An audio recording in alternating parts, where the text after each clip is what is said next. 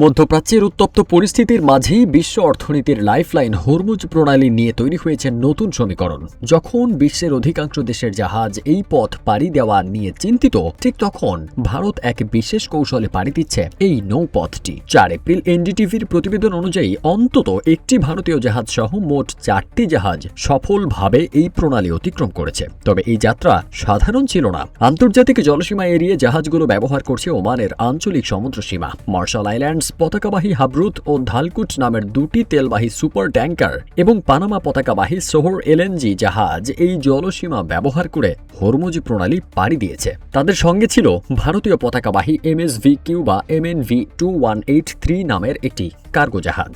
NDTV জানিয়েছে, জাহাজগুলো সংযুক্ত আরব আমিরাত উপকূলের কাছাকাছি থেকে ওমানের জলসীমায় প্রবেশ করার সময় মুসান্দাম উপদ্বীপের কাছে তাদের স্বয়ংক্রিয় সিগন্যাল রাডারটি বন্ধ করে দেয়। ওমানের মাস্কাট উপকূল থেকে প্রায় 350 কিলোমিটার দূরত্ব অতিক্রম করে জাহাজগুলো পুনরায় তাদের রাডারটি চালু করে। আন্তর্জাতিক মেরিন বিশেষজ্ঞদের মতে ওমানের এই আঞ্চলিক জলসীমা হরমুজ প্রণালী পাড়ি দেওয়ার নতুন বিকল্প শিপিং রুট হিসেবে অনেকটা নিরাপদ, যা আগামীতে বিশ্ব বাণিজ্যের নতুন দিগন্ত খুলে দিতে পারে।